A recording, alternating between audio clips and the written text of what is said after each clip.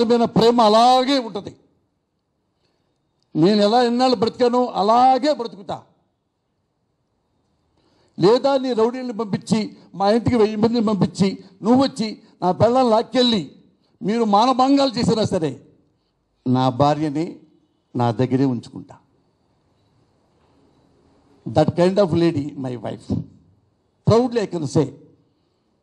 ఇప్పుడు నీ ఫ్యాన్స్తో ప్రశ్నలు వేయించావు కదా నా భార్య పట్ల, నేను కొన్ని ప్రశ్నలు వేయాలి. నీ సైకోతో ప్రశ్నలు వేయించాడు కదా, నేను కూడా నీ మీద కొన్ని ప్రశ్నలు నాకు కూడా కొన్ని సంధిస్తున్నా. పవన్ కళ్యాణ్, నువ్వు షూటింగ్కి వెళ్ళేటప్పుడు వెళ్ళంగానే నీ పెళ్ళాం మీ ఇంట్లో పని వాళ్ళతో అక్రమ సంబంధం పెట్టుకుంది అని ఎవరో చెప్పారు, నిజమా కాదా? ఆ బిడ్డలు నీకు పుట్టలేదంట, పని వాళ్ళకే పుట్టారంట, నిజమా కాదా? తల పట్టుకోకలేదు గురుగారు, ఎందుకు చెప్పమంటారా? ఓపెన్గా ఉండండి.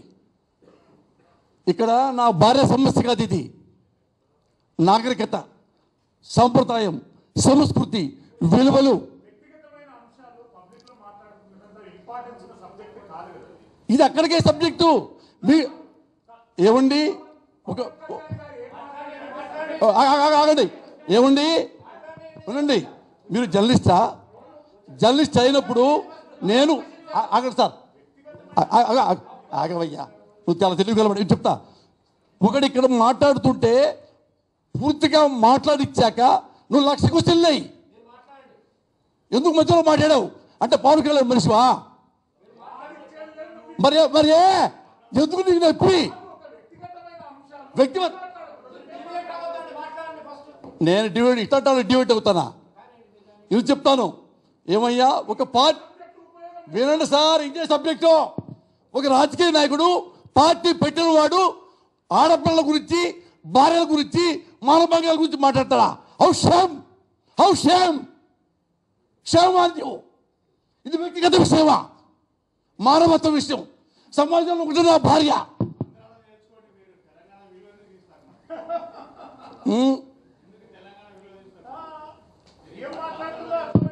ఏమి చెప్పండి, ఏం తీశారు చెప్పండి. విలువ ఆగండి, ఏం తీశారు చెప్పండి.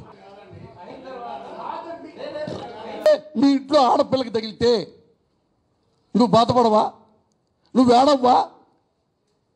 ఎందుకు ఈ సంప్రదాయం ఎందుకు తీసుకొస్తున్నావు నువ్వు? నేను చెప్తున్నాను, ఏం చెప్తున్నానంటే ఈ రోజు నుంచి పవన్ కళ్యాణ్ కూడా మా చెప్తున్నా, మీ ఫ్యాన్స్కి ఏం చెప్పుకుంటావో చెప్పుకో. ఇక్కడ నుంచి నువ్వు రాజకీయాల్లో నా గురించి మాట్లాడు, నన్ను టార్గెట్ చేయి, నేను తప్పు నాది ఎత్తి చూపించు, నీ దండం పెడతా. తప్పు అయిపోయిస్తానికి ఎప్పుడు తప్పు చేయనండి. నువ్వు నన్ను వదిలిపెట్టి నన్ను డిమోరలైజ్ చేయడానికి కుటుంబ సభ్యులు ఎందుకు లాగుతున్నావు? అది కదా నేను అడుగుతున్నాను. కుటుంబ సభ్యులు ఎందుకు లాగుతున్నావు? తప్పని కదా. నువ్వు ఇదే కనుక ఈ రోజు రేపో ప్రెస్ మీట్ పెట్టి నీ స్పెషల్ సైకో ఫ్యాన్స్ కనుక ఇట్లాంటి పిచ్చి వేషాలు వేయొద్దు, ఎవరి గురించి మీరు మాట్లాడుకోవద్దు, పాలిటిక్స్ విషయం మేము చూసుకుంటాము అని నువ్వు రేపు చెప్పావా? ఓకే.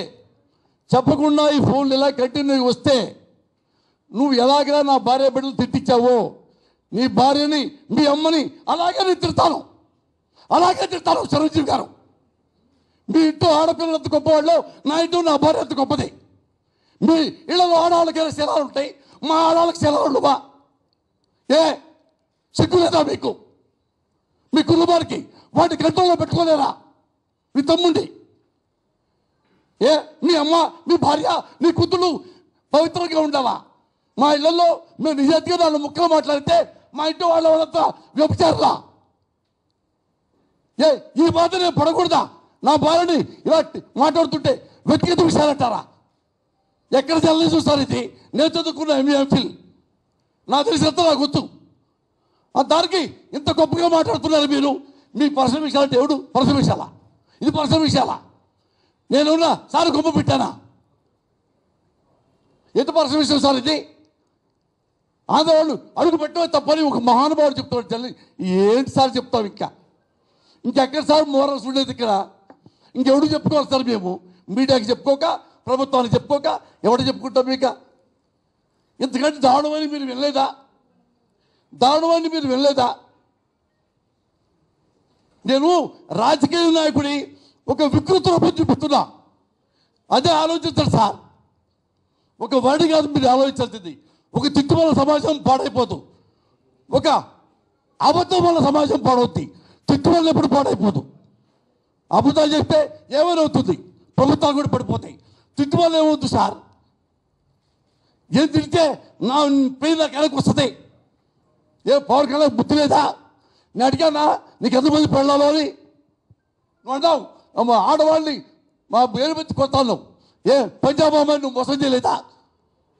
ఆమె కడుపు చేయలేదా? ఆమె డబ్బులు నుంచి పంపించలేదా? నోరు పంపించలేదా? నువ్వు రాజకీయ నాయకుడువా? బోకర్ కాడివి నువ్వు, లోఫర్ కాడివి నువ్వు. ఎంతమంది ఆడపిల్ల జీవితాన్ని నాశనం చేస్తూ మళ్ళీ మా ఇళ్ళ మీద పడ్డావా? అని నిన్నేం అనకూడదా? మా ఇళ్ళ మీద పడతావా? నేను విమర్శిస్తే ఎందుకు నా రాజకీయాల్లో రాయటం? నువ్వు సినిమా డబ్బులు సంపాదించుకోవచ్చు కదా. రాజకీయాలు వచ్చినప్పుడు ఎన్టీ రామారావు కూడా విమర్శించారు.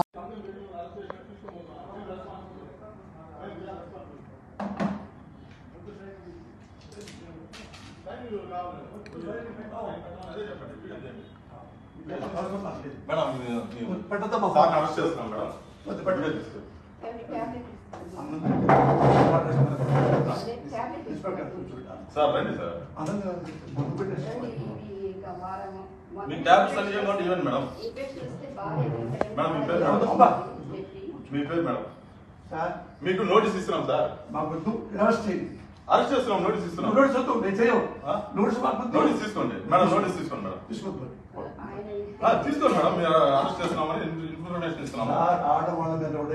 మేము ఏం రౌడీజం చేయలేదు సార్. అరెస్ట్ చేస్తున్నాము అంటున్నాము. మా ఆవిడ సంబంధం ఏ నోటీస్ ఇవ్వకుండా మీరు ఎవరో తెలియకుండా నోటీస్ ఏం లేదా? మీరు లోపలికి కేసుకుంటున్నారు. కేసు రండి, రాజకీయ కేసు రండి. మేము ఎవరైనా రాజకీయ కేసు రండి. నోటీసు పంపిస్తే నేను హాస్పిటల్కి వెళ్ళి ట్రీట్మెంట్ చేసుకొని మీకు వస్తా. సార్ మేము అరెస్ట్ చేస్తున్నాం సార్. మీరు కోఆపరేట్ చేయండి, లేదంటే మీరు కంప్లైంట్ చేయాల్సి వస్తుంది. అంతే మా డ్యూటీకి ఒకటి వినండి సార్. ఆపరేషన్ మా కోఆపరేషన్ చేయండి. మీరు పేషెంట్ కూడా ఆపరేషన్ చేయాలా? పేషెంట్ కొన్ని వీడియో తీస్తున్నారండి. మేము చూస్తున్నాం. మీరు రండి. మా ఇల్లు కూర్చోండి. తీసుకుని రండి ప్లీజ్. కోఆపరేట్ చేయండి. పోలీసు మీ ఇంటి కదా కేసు ఉంటే ఎవరింటికైనా ఎక్కడైనా జమ్మూ కాశ్మీర్ టు ఇండియాలో ఎక్కడైనా మేము అరెస్ట్ చేసే అధికారం మాకు ఉంది. మేము ప్లీజ్ చెప్పేది రండి.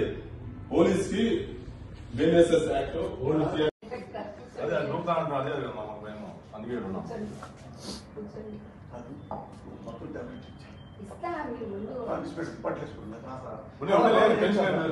చూసుకుంటాం మేడం. ఆయన టేక్ కేర్. ఆయన అన్ని విషయాలు మేము జాగ్రత్త చూసుకుంటాం. అమ్మా ఆయనకి టాబ్లెట్స్ అయ్యావో తెలియదండి. అన్ని నేనే ఇస్తాను.